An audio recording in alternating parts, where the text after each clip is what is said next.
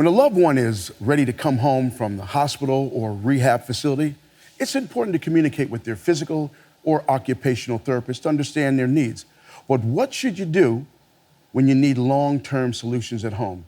Physical therapist, certified aging in place specialist, owner of Gaitway of Charlotte, and Harmar partner Allison Starkey is here to help. Once a loved one is home for some time, it's important to understand how they're doing. It may be time to consider making some bigger changes around the home. There are plenty of choices out there, but are mostly dependent on a combination of your loved one's ability, the level of accessibility of your home, and of course your budget.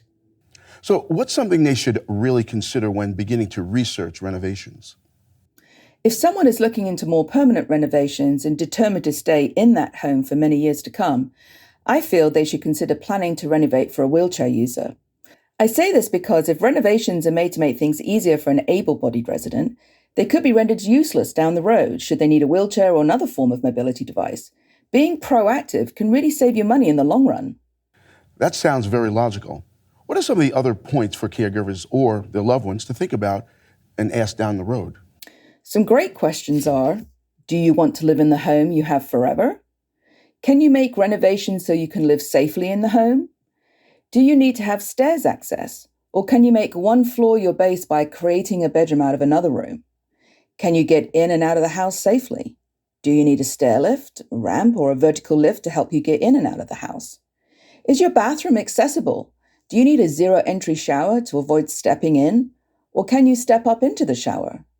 Is your home wheelchair accessible? What if you need a wheelchair one day? Allison, this sounds expensive. Where could someone look for assistance? Well, Rick, financing a large renovation can be overwhelming. It's important to consider the cost of the alternatives, though. For instance, moving to an assisted living facility can run upwards of $10,000 a month, and nursing homes can be double that number. Being open to some other types of financing can really help you save money in the long term. If you obtain a prescription for your renovations, you may be able to deduct the cost of renovations as a non-covered medical expense. Consult your accountant to see if you are eligible. Prescriptions for medical devices and equipment may also help you avoid state sales tax. Funding is readily available through the Veterans Administration for eligible beneficiaries. Consult your long-term care insurance policy. Consider a second mortgage or a home equity line. Consult the CAPS program for Medicaid recipients.